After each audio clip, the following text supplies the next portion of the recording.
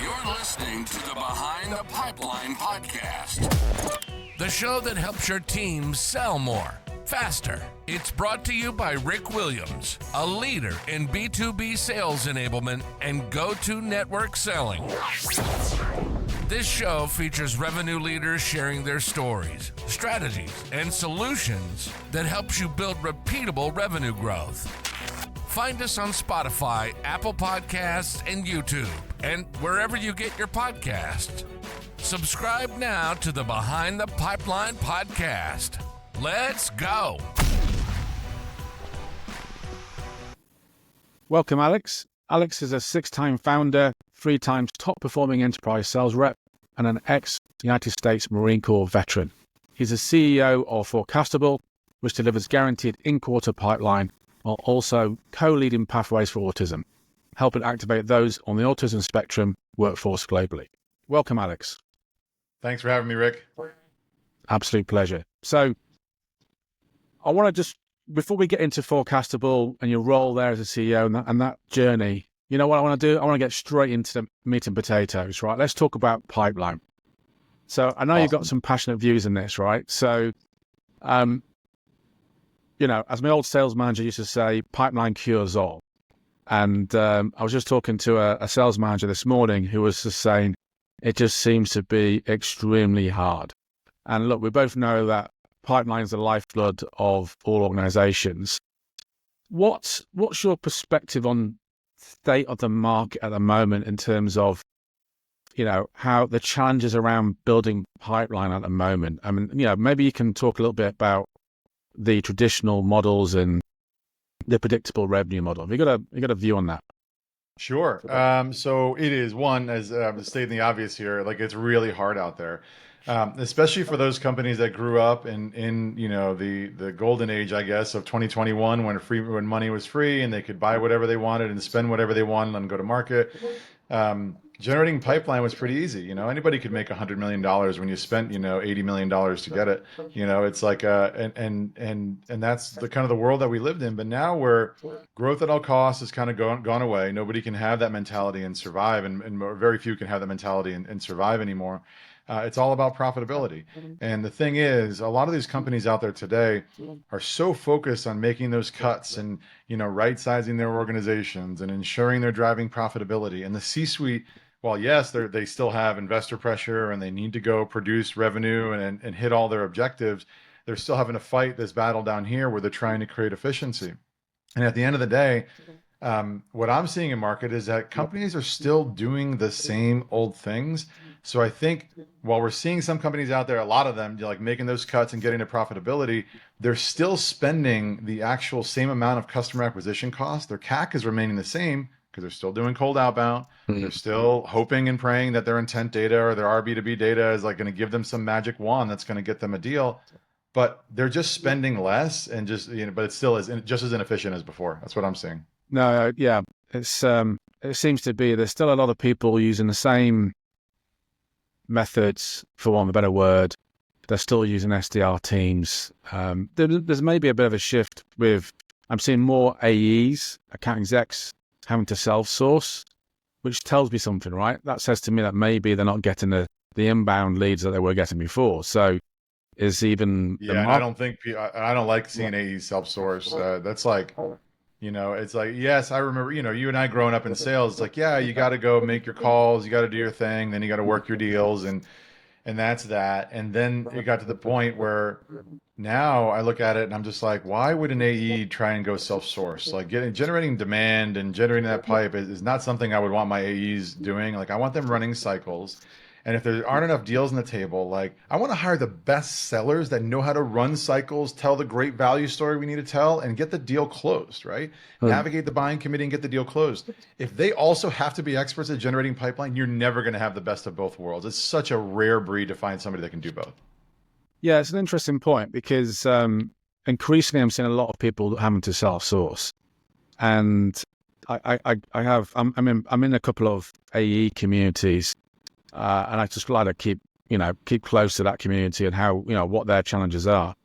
And And it seemed to be a bigger and bigger thing. And so a lot of companies are either scrapping or reducing the SDR function and then putting that emphasis on the AEs.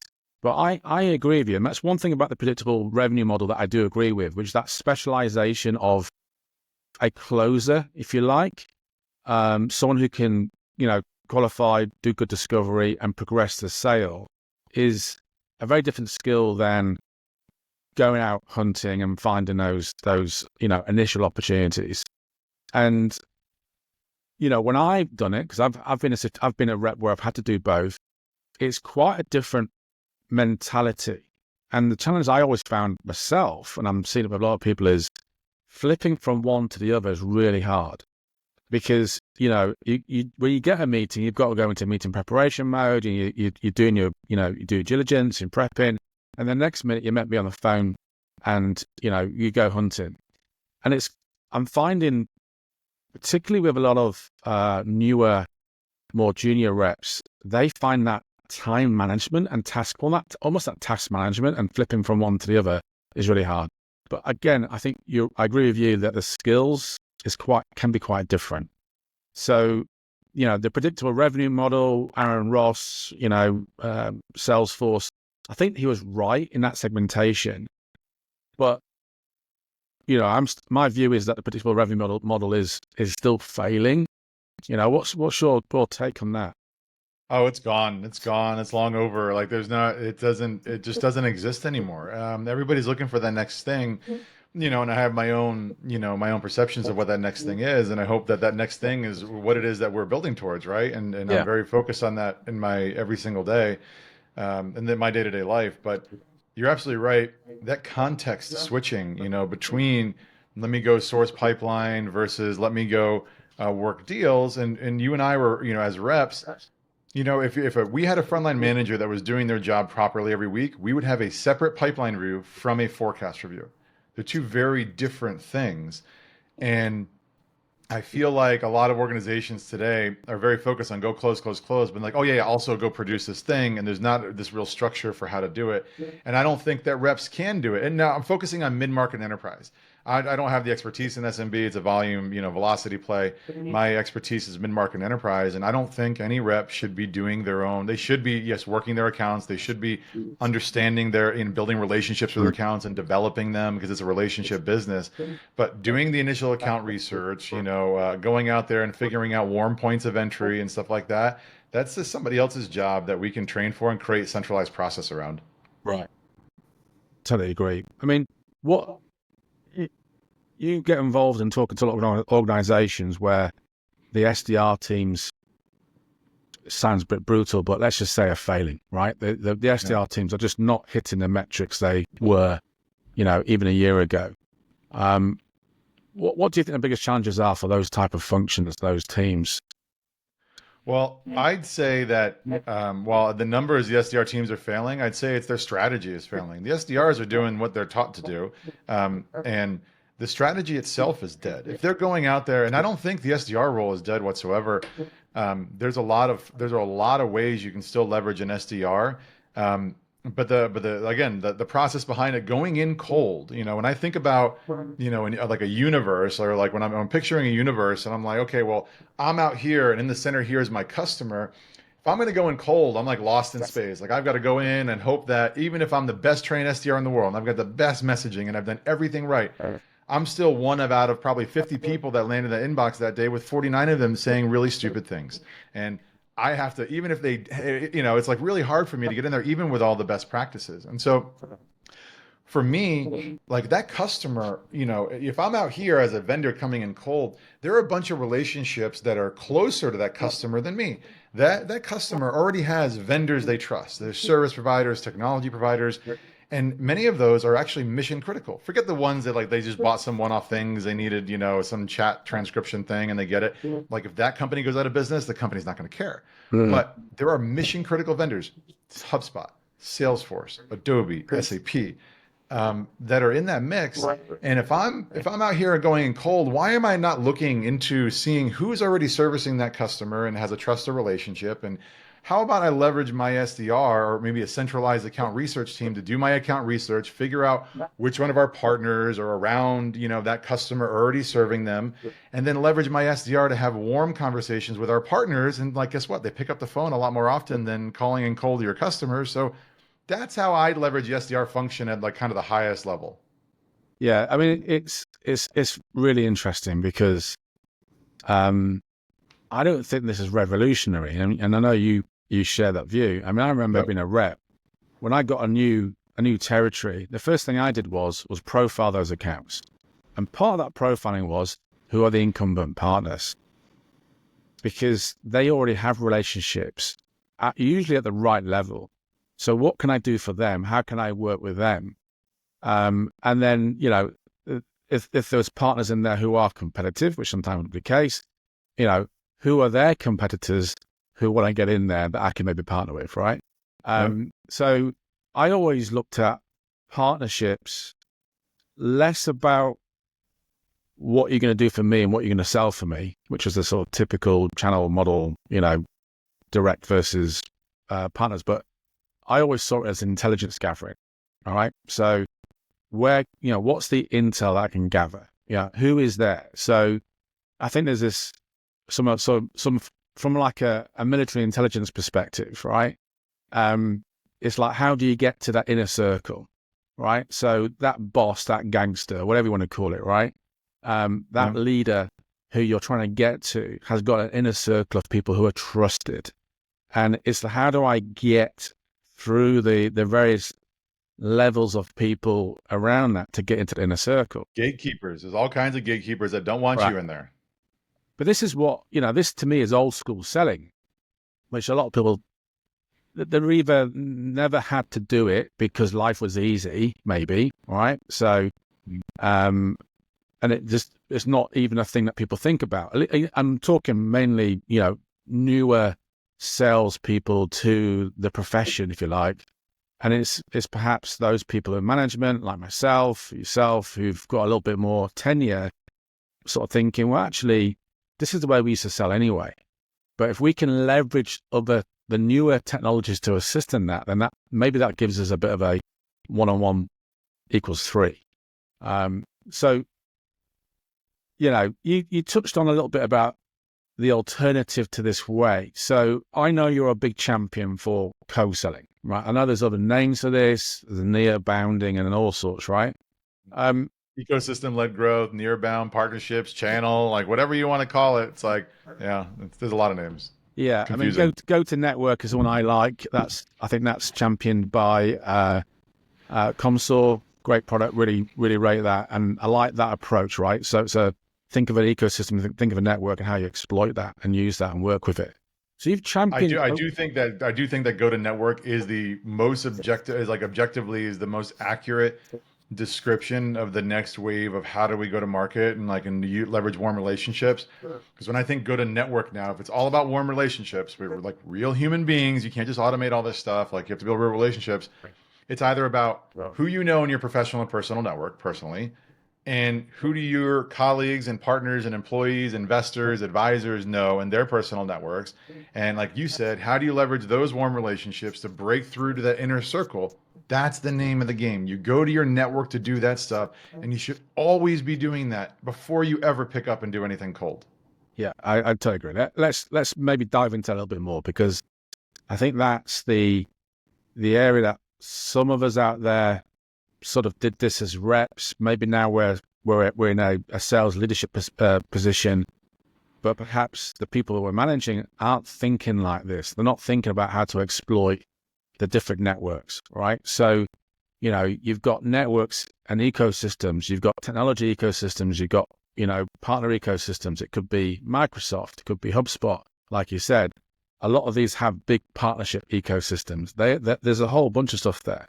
There's your investors, there's your non-exec directors, just even your executive team. Who are they connected to, right? So for me, that's the obvious go-to play, is to think about how to leverage that, because it goes back to good old-fashioned referral selling in a way. How can I use that? That's going to be a better play than, cold calling 1,000 phone calls a day, sending out 1 million emails that are cold. It's really hard to break through and stand out, especially when you're surrounded by idiots, for one better word, right? Yep. Trying to hit a CIO and the guy's got, so many of these things coming through. How do you do that? So tell me, we can call it co-selling. We'll call it co-selling for the sake of argument for now, right? But tell me about co-selling, and because you've been a big champion for this. So how did you get into that, and where's that sort of come from? How did that grow in terms of you and your mindset? And, when did a penny drop like, actually, this is the way forward, particularly for now, right? Because we're seeing so much failing. Can you explain a little bit more about that and how you see that working? Sure. So I'll get into maybe like, what is co-selling, and I'll get like high level strategy stuff. We can get into any granular details you want. And then I'll get into kind of how I arrived at that, how we started, and how I ended up getting into this, as what I do for a living. So in general, like, co-selling is all about distribution for me.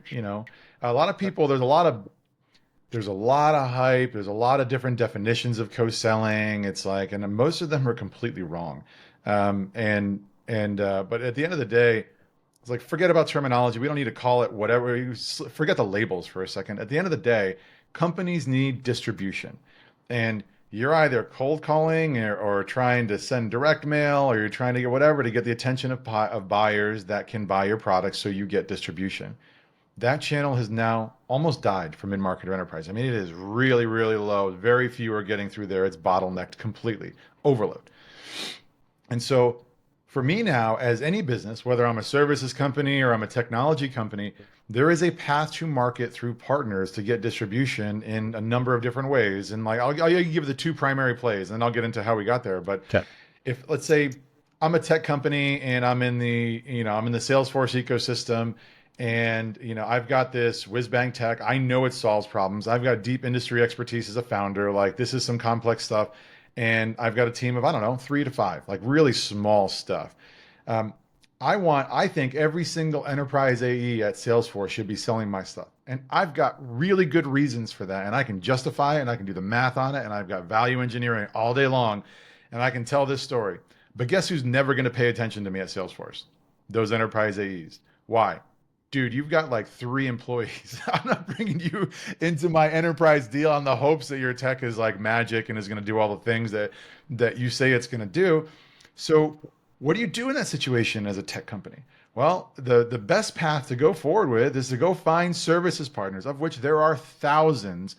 And those thousands of services partners, or systems integrators, or managed service providers, or whatever you want to call them, they're value-added resellers. Like, they're going in and crafting cool solutions that they hope every single enterprise AE is going to sell for them too. But guess what? Those services partners represent multiple vendors, and they package stuff together and they make it look pretty. And now it's sellable to enterprise.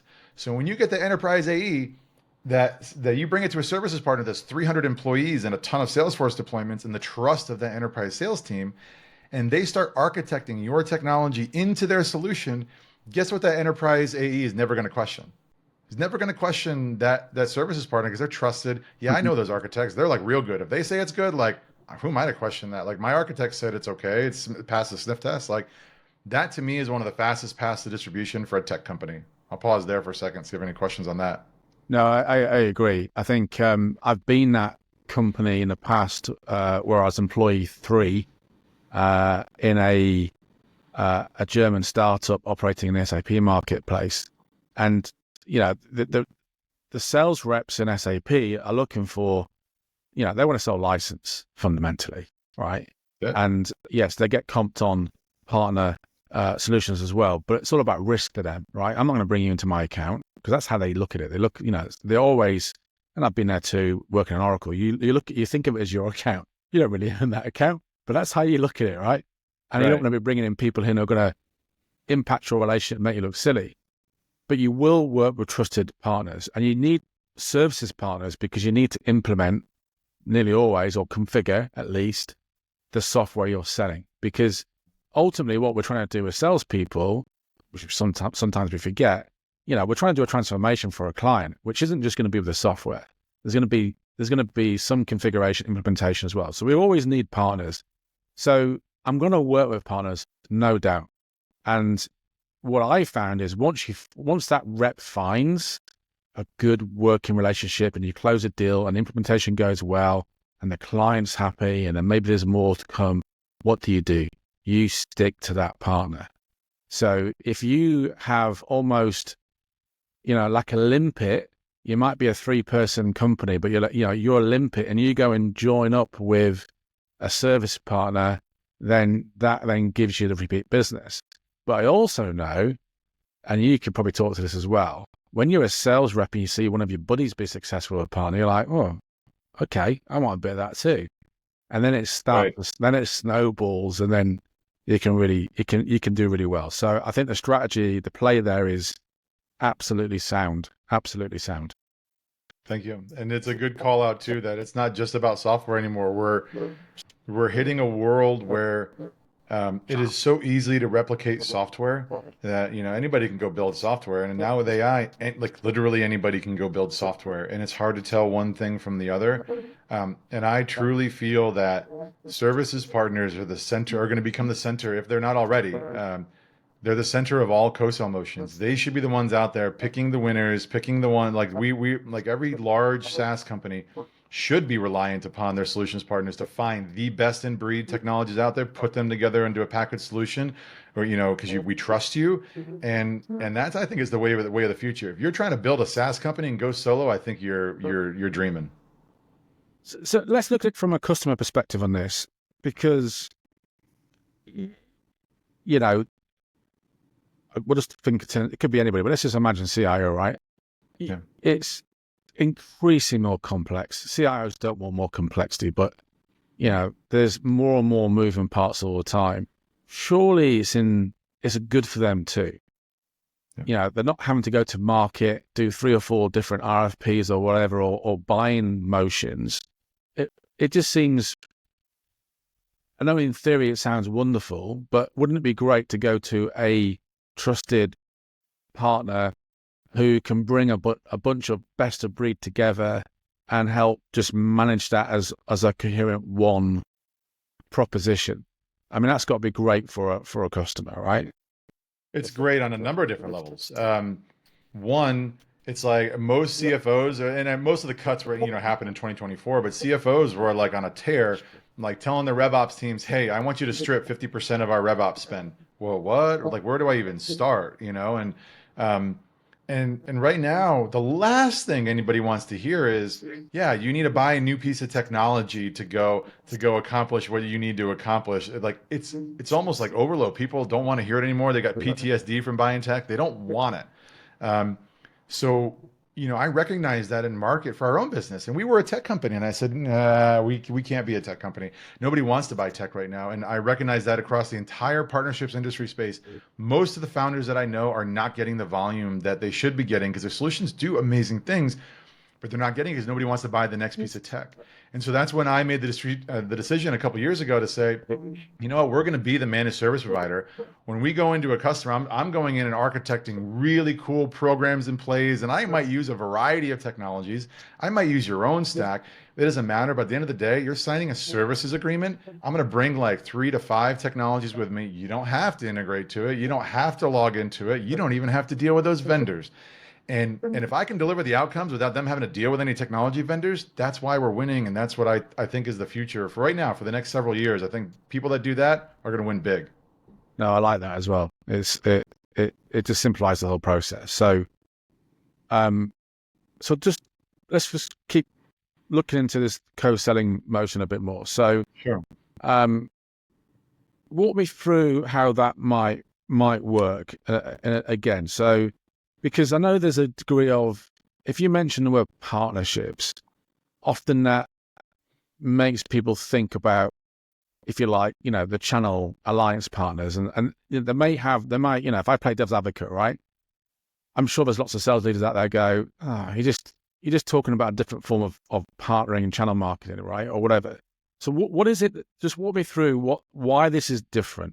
and why this concept's better, because there's going to be some people out there are going to regard, channel, working with a channel is one thing, but that takes time to recruit partners, and you don't see revenue, and you need partner managers, you need this, you need that. You've touched on a little bit on this, but let's just go into this a bit more detail, right? Imagine I'm a skeptic. Explain to me why this is different and why this is going to give what I need at the moment, right? We started off on pipeline. How is this going to get me pipeline results in a short amount of time? Well, let's talk about what's likely happening today. So let's do a little bit of discovery, right? And say, okay, so your average company today, so your company, you're like, you know that the C-suite's coming down and saying profitability. We can't afford the high customer acquisition costs we're incurring right now. We're not going to go do all these events. We're not going to spend unlimited marketing dollars. We're not going to give reps $10,000 a month to go spend on their credit cards or go to steak dinners. And you're telling me they can get more pipeline. So you have partners today, Rik. So why aren't you getting pipeline from them today? Where do you think it's falling apart for you right now? It's a good question. I mean, what I feel is that we just expect partners to bring us deals. I don't think we're really working. We don't collaborate really with the partners. We just see the partners as another channel that brings me either leads or brings me revenue because they go and sell it on our behalf. I think we've always just looked at that as a channel, a distribution channel, fine, but we might get run rate or whatever. They're either fulfilling by doing the services piece for us, or they're bringing us revenue. What we're not doing is collaborating closely, not really. I always feel that, if I'm being brutally honest, my sales reps are still will say they're partnering, but as soon as the opportunity is for them to go direct, they'll take the deal, right? I don't think, that's not true for all organizations, but I think there's not the best true partnering. I mean, it's a word that's so overused. I don't see that happen well in a lot of places. And we just expect the channel to bring us stuff rather than how do we almost do like a joint go-to-market plan. How often do you see that? Very rarely. So maybe that's what we're doing wrong. If I'm being sort of open and vulnerable about what I see, that's actually, I think that was really well said. You touched on so many different things, and this is exactly what we hear every single day. So you're going to call and say, well, what's not working right now? Well, we're not getting, things consistently, we've gotten some deal flow, but the reps just bring them in whenever they need something, view them as leads type of stuff. And the most important thing that you brought up, I would say, is that they're not collaborating. It's not a collaborative process. Partnering over the last, even I'd say 8 years, we've been spoiled because all these reps have had the inbound leads and they've had all these things, and partners have kind of just been there. Right. And I'm like, okay, if a partner brings me a deal, cool, sweet, thanks, or I still had my go-to service providers where I knew if I was doing a Dynamics implementation at Marketo, I knew which services partner I was going to bring in. Or if I knew we were doing whatever with Marketo, I knew exactly what other tech to bring in. But I only brought, but anyway, that was how I sold. And like you said too, partnering was it wasn't true partnership. What most people were doing was they were direct selling together, right? Yeah. They each have their own mutual success plans, if they're even that buttoned up and have it, it's like, and because if I looked at 3 partners in a deal, let's say it's, big SaaS company, small integration partner, and a services partner, I guarantee you there are 3 different close dates across their 3 CRMs. Yeah. Right? Yeah. Just right out of the gate, it's like, that there's misalignment there. And there's this mentality of, yes, we're going to partner as long as I win. But like the second I'm like, I don't win, like I'm out of the deal, peace. Like I'll see you on the next deal. Like there's not this camaraderie. Like, yeah, let me go stay in and help you win your deal because we're partners. Like that doesn't exist. Right. Yeah. So to get back to answer your question about so what are we doing differently? So if I were talking to you and we were architecting some programs for you, this is all about that collaboration and nurturing. And let me tell you one thing, it doesn't involve training the AEs. Training AEs to try and do these things purely through training is a recipe for failure. I've never been able to do it once successfully. Don't try it. It's not even worth it. Reps will learn and they will adopt on their own organically by creating centralized service. And I'll talk about that at some point, but like by going in there and showing this type of stuff done in their real accounts without teaching them how to go do it. They will see it being done. They'll see the results of it, and then they'll start changing their behavior.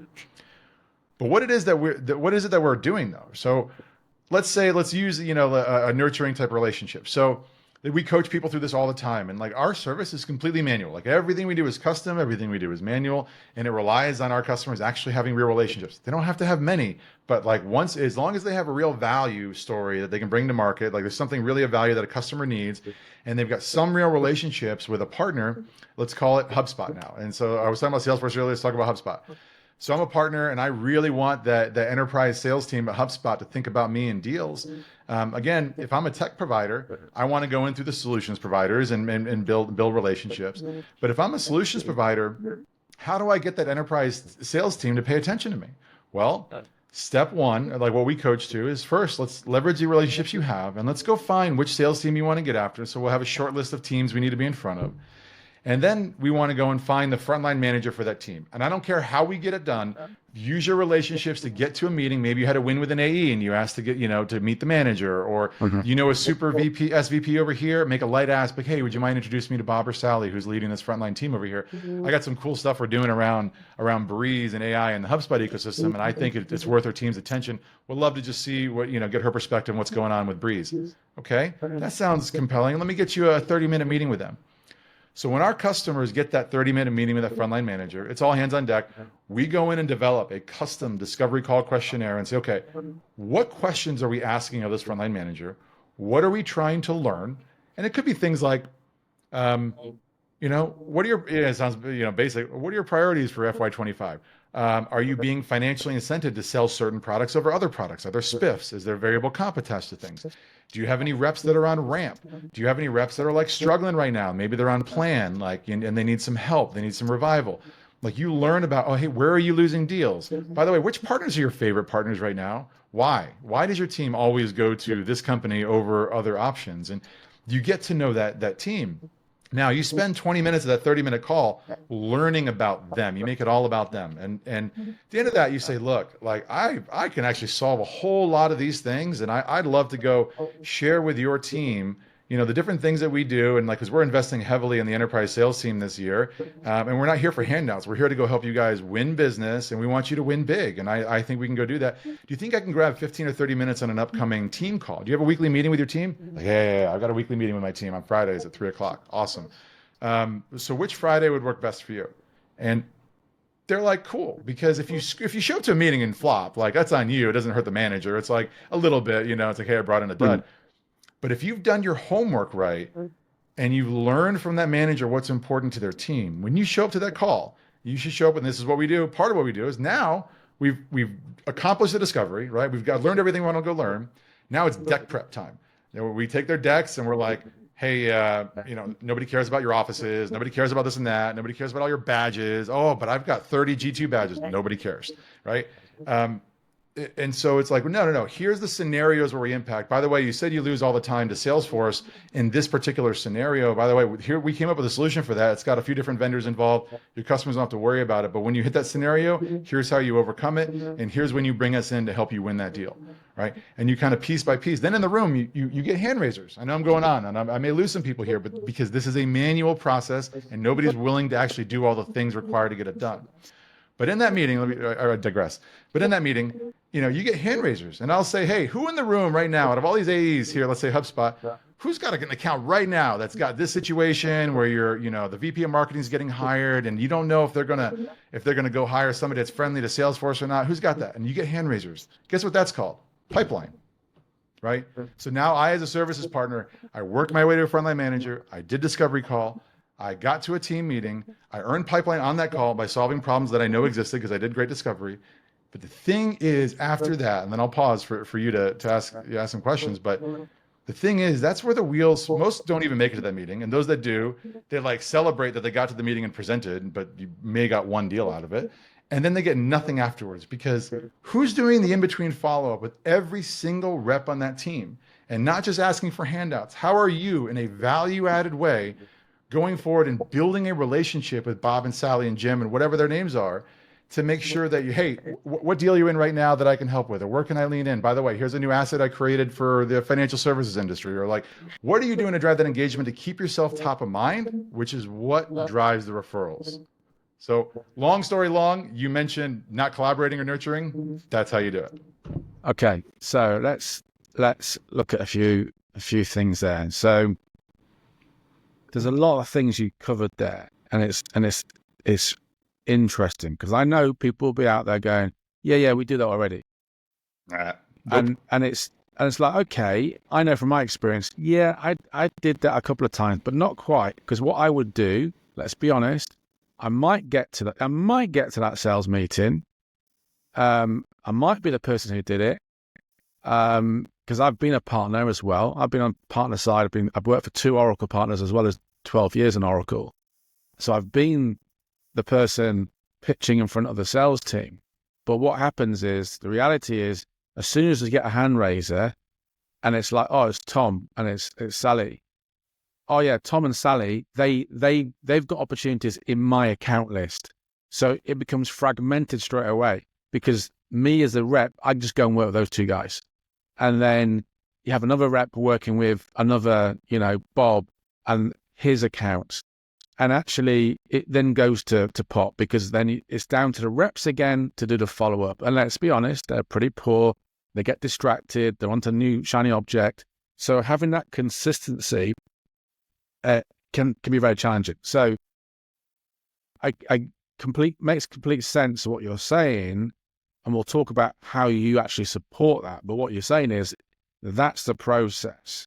But there's a number of things you do. So the first thing is, you are helping messaging with that organization, because you might be working with a tech startup who, might not have the best messaging in terms of how they position. All right. So, it's a common problem out there. I see it a lot. All right. They sound like a me too, rather than, they can't articulate clearly the 3 whys. They can't articulate, they're not particularly audible ready. Let's use that term, stealing it from force management. Apologies, guys, but you guys are great. But, they're not audible ready. They can't explain the differentiating factors against the competition and what's unique in terms of the proposition and where they've done it before. So it sounds to me like what you're doing is you're making sure that when they do get in front of that sales team, they're very clear what the value is. Also, what you're doing is you're doing discovery, which is selling. And that's an interesting bit, because this might be a bit controversial, but I would say a lot of partner managers are not necessarily as strong from a skill set point of view as doing some of those more traditional discovery type skills. Now, that's a bit of a broad topic, and there'll be some that disagree with me, but they tend to be a bit more relationship based rather than, really focusing on the messaging. And there might be, partner enablement people can help with that. But I still think, in my experience of working with a number of those people, they're maybe not as detailed, as thorough, and I'm probably going to get shot for this, but as the direct channel, right? You're not going to get shot for that. And I know exactly what you're trying to say. And I feel like most partner managers tend to focus on activities and reporting and attribution, and like they're looking at data a lot of times, but they forget, like it's not even they forget, maybe they've never even been taught. Like that's a concept. Sometimes I share what we do. I've had consultants on my team, my own team that I've hired, that are seasoned partner pros that I've brought in to advise us and different things throughout the life of the company.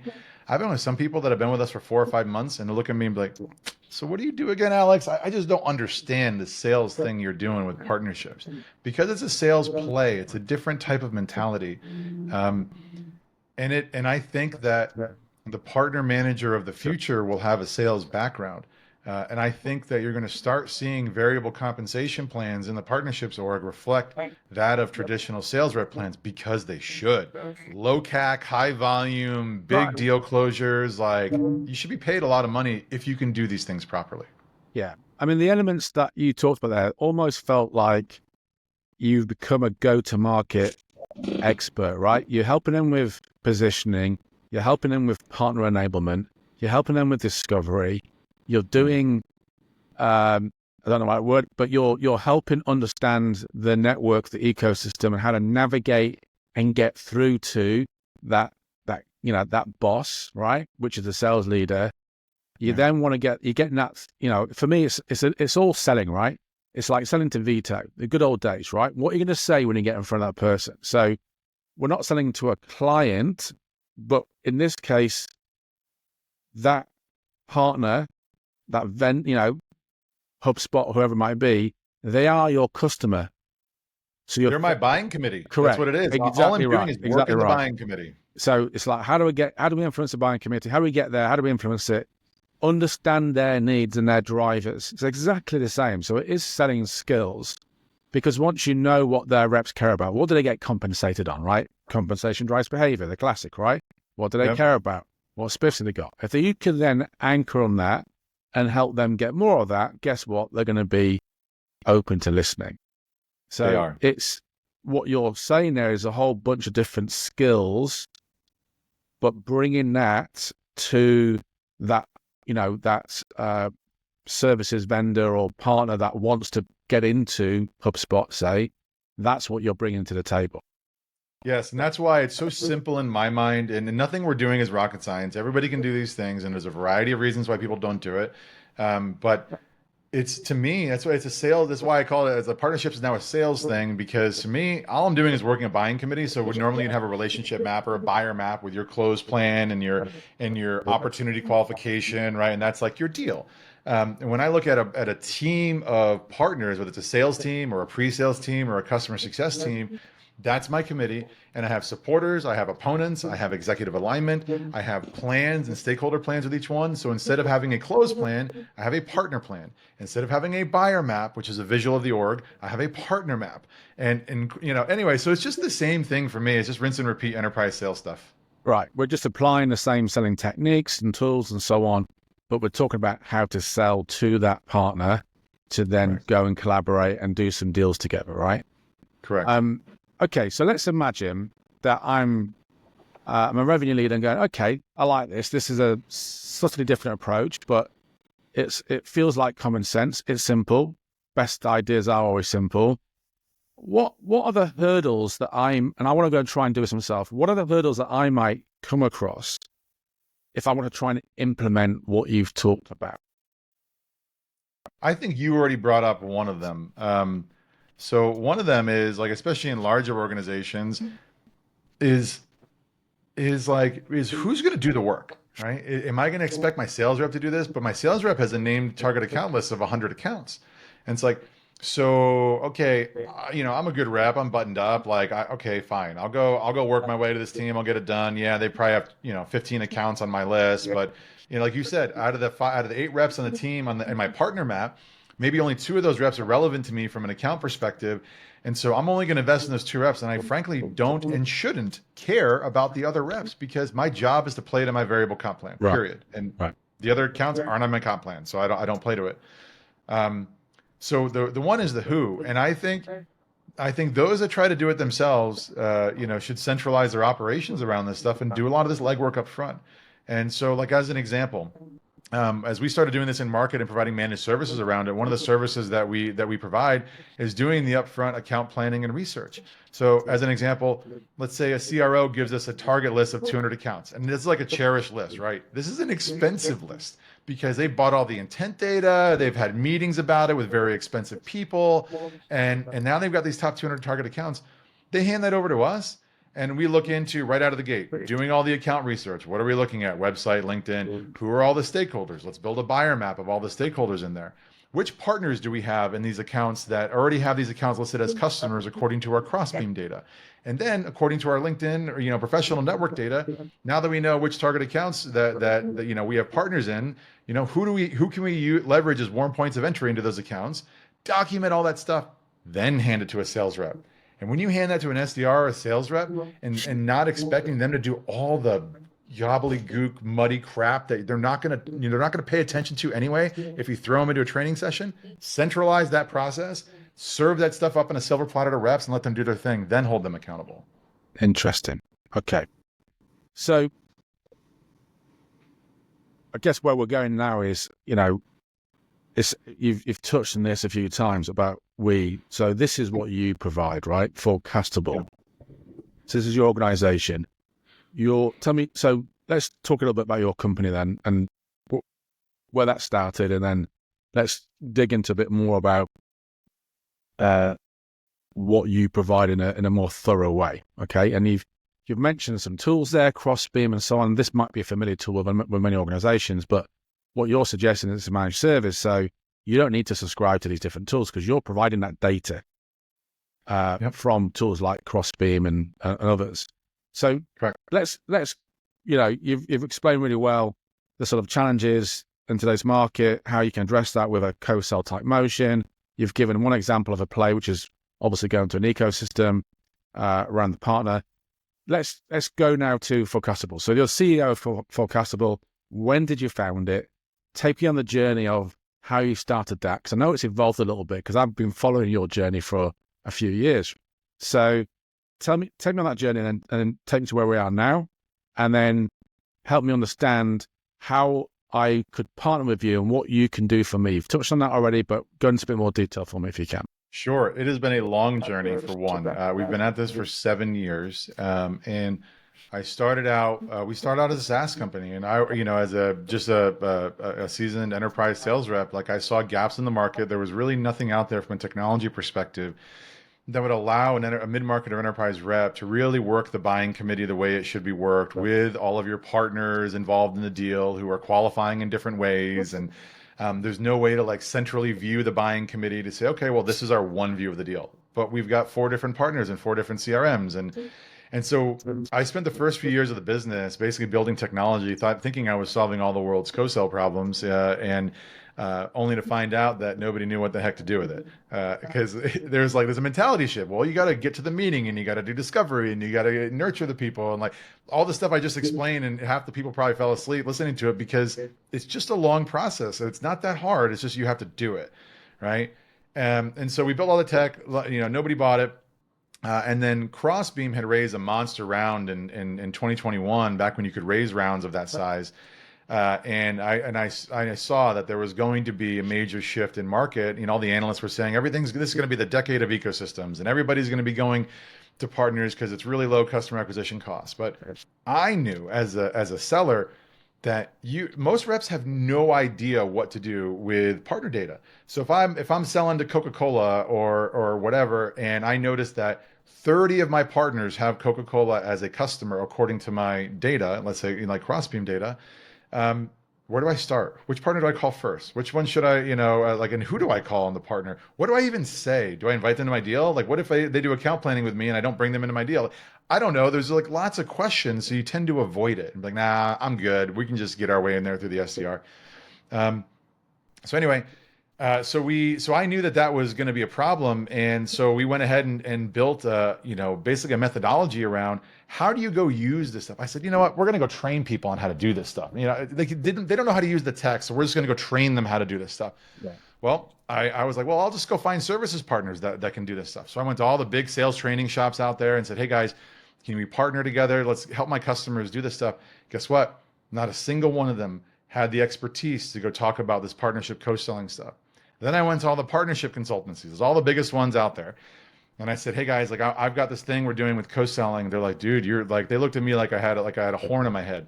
And they're like, and they don't understand the sales process side of things, working a buying committee and all that stuff. And so I'm like, okay, what do I do now? Well, I guess we have to create a methodology.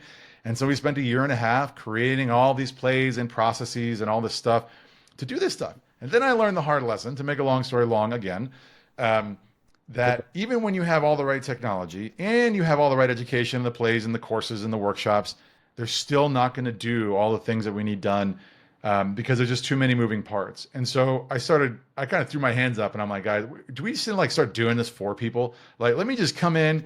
You know what? You can't even buy our tech anymore. We're still investing really heavily in it, but you can't buy our tech anymore. We're going to now run our own tech, where I'm going to coach you through how to get to these meetings. When we get to the meeting, our team's going to visually map out the buying committee.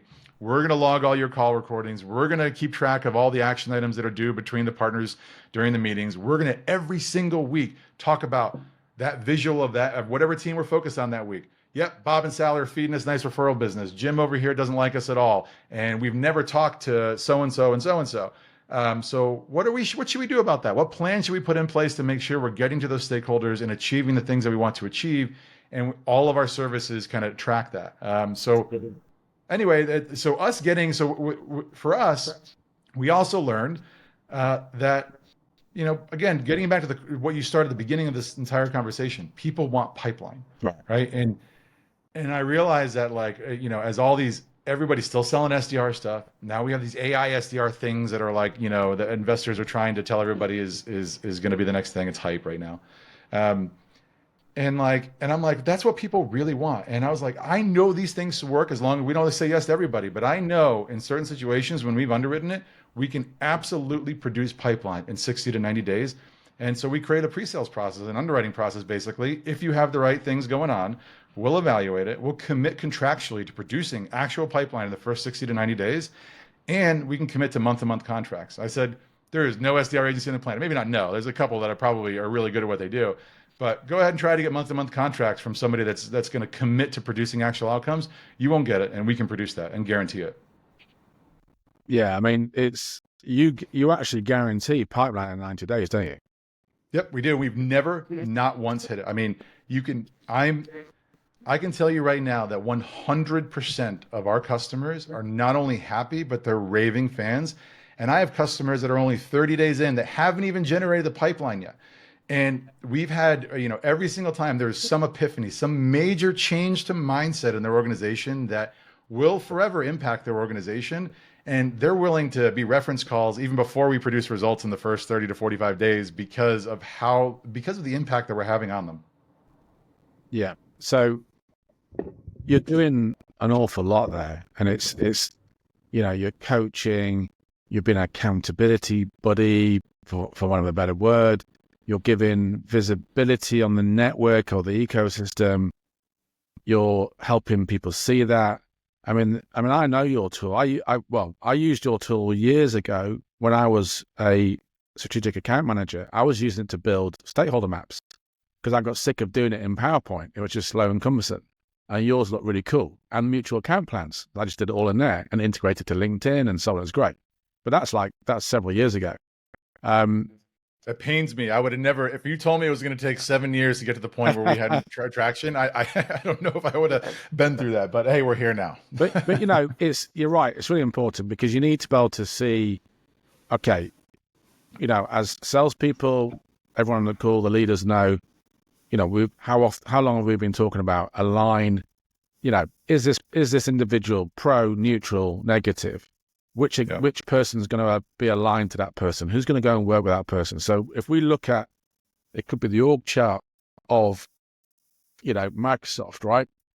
Yeah. And maybe I'm a Dynamics partner or something like that, you know, and we're focusing on a particular region, you know, US East or something, right? So I'm building out that stakeholder map of, you know, SVPs, area VPs, whatever it might be, and the individual reps, what they do. And then, you know, who's going to be aligned to that? Who's going to go engage with them? How are we going to do that? And I know because I've spoken to you about this before and we work with you, but you will even ghostwrite emails and LinkedIn sort of referral sort of requests, if nothing else, so that, you know, if you're working with a tech startup that hasn't even got a strong sales force either, right? Then, you know, maybe it's a founder-led organization primarily, and they haven't necessarily got the sales background. You know, you're going to be writing those things as well. So you cover a lot of bases, don't you? So, yes. And that also depends on the advisor we put on it. So every single customer we look at, you know, I try to, you know, we don't provide our own services technically. We partner for all of our services, and we have a whole network of advisors who are typically, remember, these are sales plays. So I intentionally look for people that have sales backgrounds, that are running successful consultancies, that understand mid-market enterprise sales, you know, done some partnership stuff in the past, a little bit. You don't have to have that much partnership experience, just sales experience. And at the end of the day, if I run into a firm, some people don't have, like even professional sellers, we sell to founders, and I'll try to pair them with an advisor who delivers our services with somebody that has a complementary skill set, so they can ghostwrite things that are, that are wonderful and awesome that they wouldn't be able to come up with on their own. Or if they already have the sales chops, I'll partner them with somebody or give them an advisor that has really, like I just partnered one advisor recently with who's got a deep marketing background in the Adobe ecosystem and the HubSpot ecosystem. And we just so happen to have a customer who he's never hired a partnerships pro. And this guy's got a partnerships background in the ecosystems that they're trying to sell in. It's like, that's a match made in heaven. That's going to be a wonderful customer for a long time. Right. Gotcha. And just for transparency for the listeners, I am one of those people, right? So I am an advisor. I've been working with you on a number of deals in this way, which is why I really wanted to get you on the podcast, because I've been involved in those conversations. I've been involved in those cycles, coaching tech partners, services partners to break in and, work in these ecosystems. Can you share maybe, without, protecting the innocent, some success stories, and just give a flavor of, how quickly you've got pipeline, the type of scenarios you've been, give maybe a little bit of color to some of that. Would that be okay? Absolutely. We have a bunch of different stories. So let's see. There's one situation where, we've got a SaaS company and partnering with large CRM company. They've already got, tons of distribution, over 1,000 installs already inside of the customer base, wonderful customer base, venture backed, but, wants more referral volume and wasn't able to get that directly from HubSpot. And we learned early on that we're not going to get that directly from HubSpot. And so we've gone down the path of recruiting, very specific types of solutions partners. And now it's a machine. We have a machine where solutions partner comes in, we get an introductory call, where I get the head of partnerships on with the solutions partner, and we have a conversation, a fit conversation. Hey, Mr. and Mrs. Solutions Partner, what do you focus on? Are you industry focused? Are you just kind of a general implementation partner? Bad fit in many cases. Are you doing, what are you doing? And then what we do is we tell the solutions partner, hey, as a homework item, I want you to hand me your main deck, like whatever you're presenting at the end of your cycle, when you've already architected the customer journey and like you're telling them all the wonderful things you're going to do for them over the next 2 or 3 years, I want you to hand me that deck. And what we're going to do is we're going to go work our company's messaging into there, so it's a natural flow into what you do. And so we go help them work on the value story. We get that in there. And then we go in and say, okay, how does the story make sense? And they usually say, yes, it makes sense. Let's do some technical validation and so on and so forth. And then what we do there is we say, well, okay, well, let's get to 3 what we call confidence call builders. Let's do confidence builders. And I want you to go, now that you buy into the story, it fits into your story. I want you to go to your top customers, the ones that love you. You love them, great relationship, long tested relationship. And I want you, you're not even trying to pitch them. I want you to go ask them, hey, I'm thinking about starting a practice and bringing in this other technology because I think most of our customers need this in the stack. Would you mind meeting these folks and vetting and evaluating it? Like, do you think it's a value to you because you fit ICP? And tell me if you think I should start this practice or not.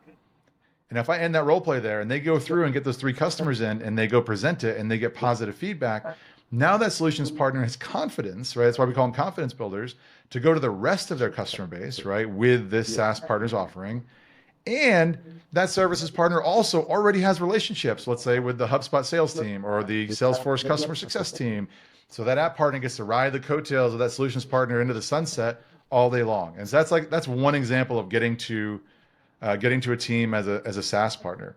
One of the ones that I know, one of the industries that you and I have worked on together, and another success story is recruiting. I never expected, I've always sold SaaS, but now we've got this huge recruiting play that just makes sense and makes financial sense for recruiters. And as an example, let's say you've got, you're in the Databricks ecosystem and you do nothing but recruiting in the Databricks ecosystem and you're the best at it and you can get placements all day long.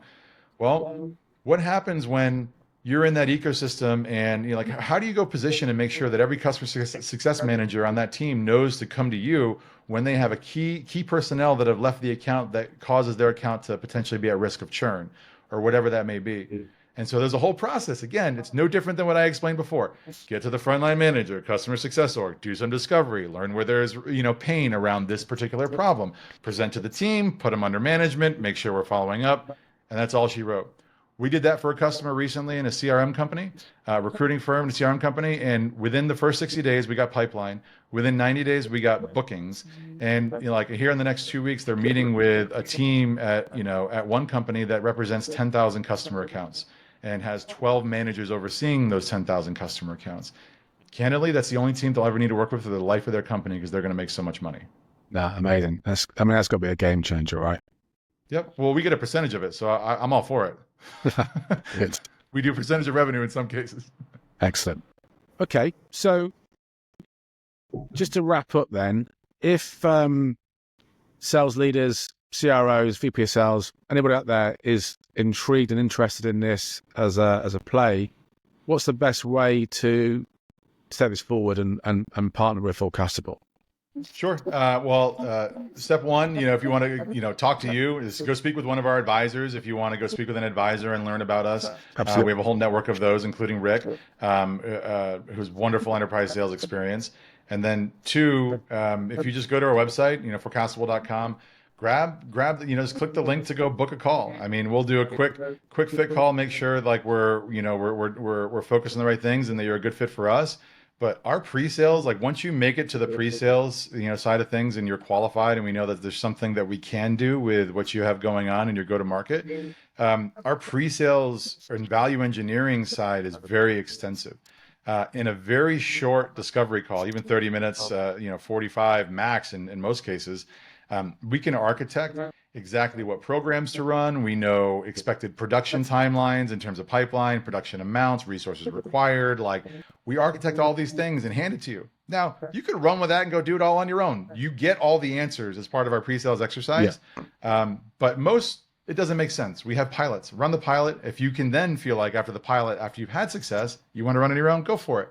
But I'm banking on the fact that you won't because it's inefficient for anybody other than us to go run those operational services in the background because you don't want expensive people doing the stuff that we do. Absolutely. So I think it's a no-brainer. So I'll just share a little bit on this as well.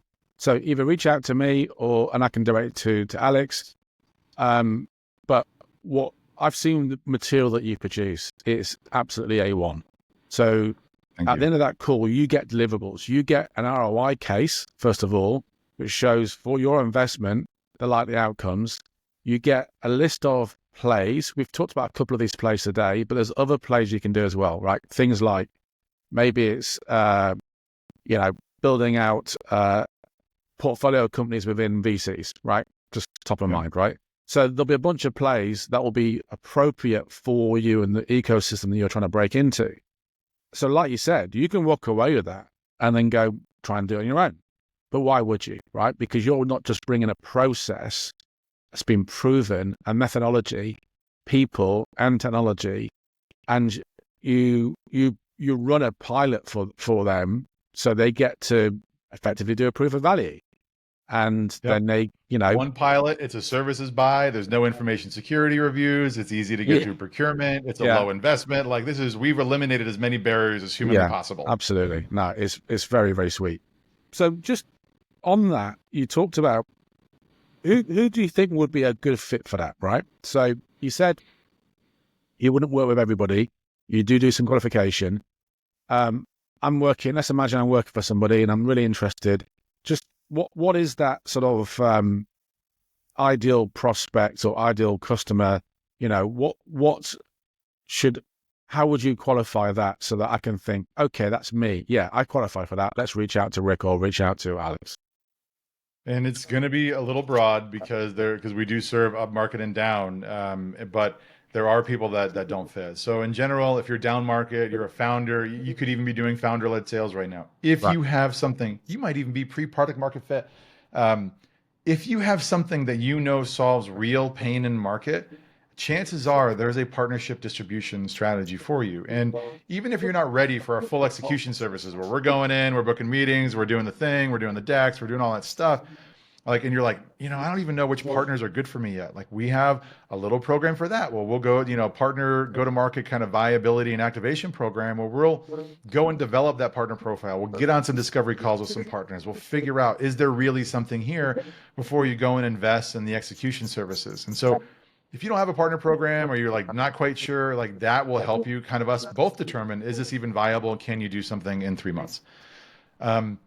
If you're now, let's say you do have a partner program and you're a small company and you don't maybe have a head of partnerships, but you've got some good partners, you got maybe a little bit of deal flow, it's inconsistent, you're having problems getting in touch and getting the attention of the sales team. We have customers that are 10-person shops that spend full boat because they have something of value, we can get to the right teams, and they're ready for the execution services. The third is for those really established companies. And some of the models we put together, there's one I put together just this morning. It took me 3 hours to put this thing together on literally $150,000 investment, bigger company, $150,000 investment. We're expecting to produce $20 million in production. Like, get out of here. And this is all like validated math.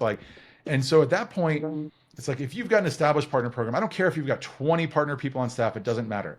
We're adding a sales element to this where we get to go very systematically, go pick one partner. We're going to go run these plays. We're going to source a bunch of revenue, and then we're going to go to the next partner and the next partner. And so we basically become this like sales focused pod that goes in and just produces pipeline in a very small segment of your business to prove viability. And then you can scale it from there. Yeah. It's very, very, very, very, and maybe I apologize, but like the people that, to answer, because I didn't answer your question, I don't think, the people that don't work, we run into the hustler mentality type founder, the short-term focus. Yeah, where are my leads? Oh, I'm not willing. We only had one pilot that didn't convert in all of 2024. And we actually delivered the pipeline within 60 days. We got them to the team meetings, and then like, well, we don't want to present and do this stuff and stay in touch with these people. I'm like, well, it's a partnership. Like, that's what you're supposed to do.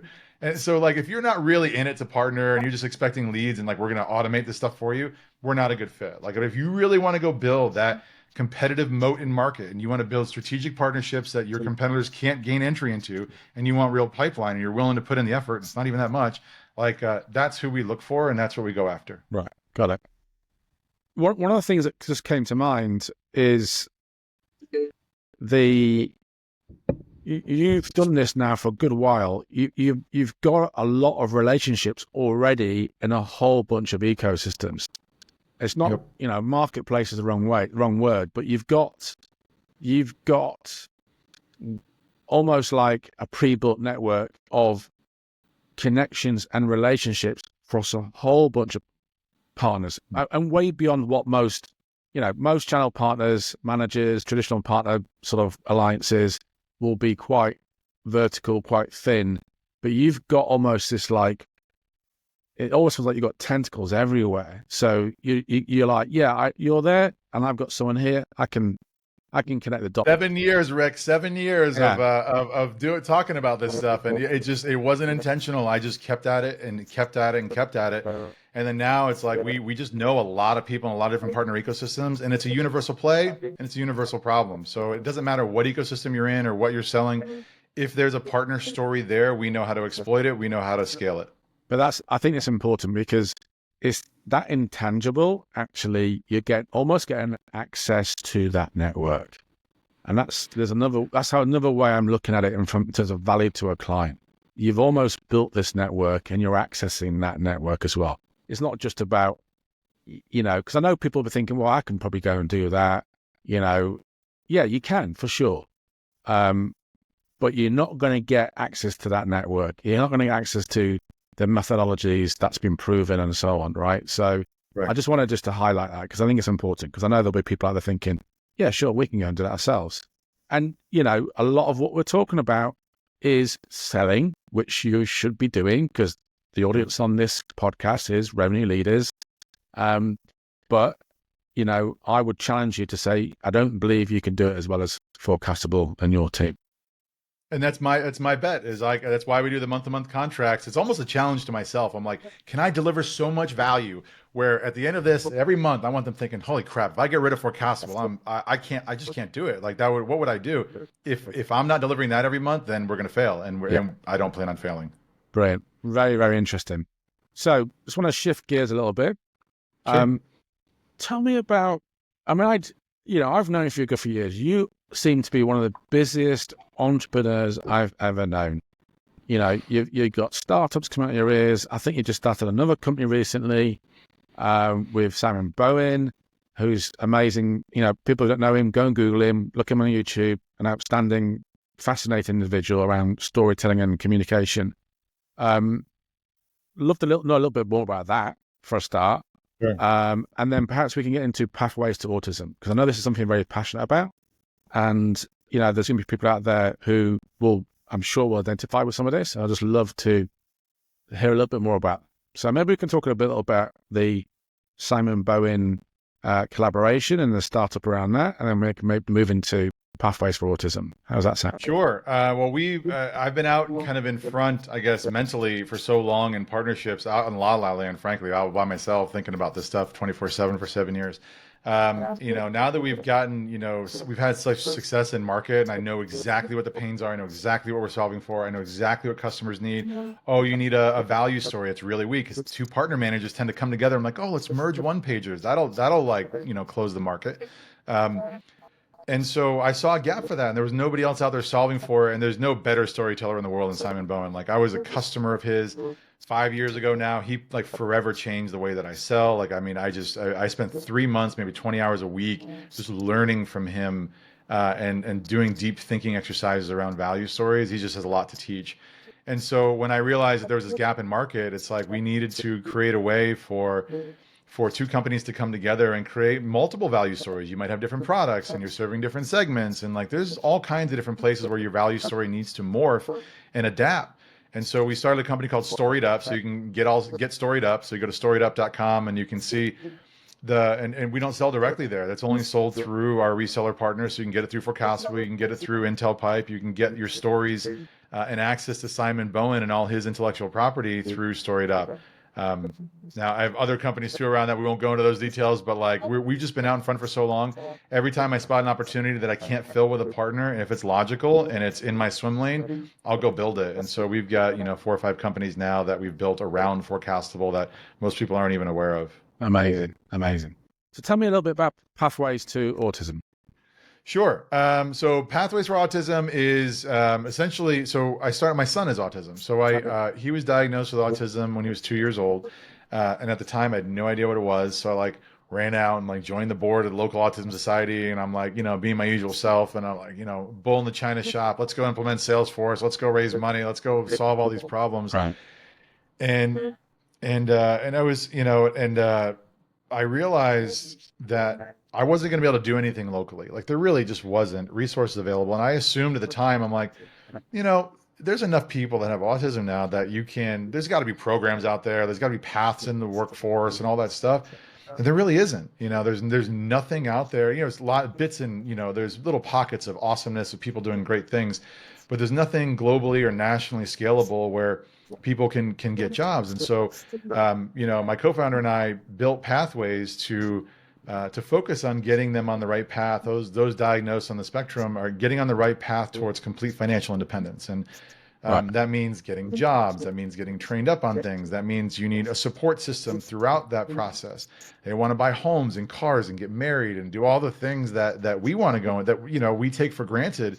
And so we started that organization to do just that. And so, with that, we provide all the funding for it. I have one of my companies is an AI headshots company. And so we dedicate 100% of our profits from that entity to Pathways. So that's like a funding arm for that organization. And then inside of Pathways, we then leverage that funding to go in, create programs, create communities, try and drive educational content in the community. And that's the plan. We're just going to keep growing that. And hopefully 2 years from now, I'm out of every single private business venture and I am doing nothing but Pathways work. Yeah, I mean, that really it's your why, isn't it? I've heard you describe that before. That's your why. So all these other things you're doing is really about driving towards your why, which is really working to improve lives for people on the autism spectrum, right? Yep, it is. It's a lot of fun. It's very rewarding. There's just a lot. I mean, I just enjoy it every single day. No, amazing. So, Alex, been massively insightful. You've dropped a lot of value there. Super interesting. I think there's more we could talk about, but I think we'll wrap it up there. And thank you so much for your time today. Really appreciate it. Well, thanks for having me, Rik. I appreciate it. I'll see you. Find us on Spotify, Apple Podcasts, and YouTube. Subscribe now to the Behind the Pipeline podcast.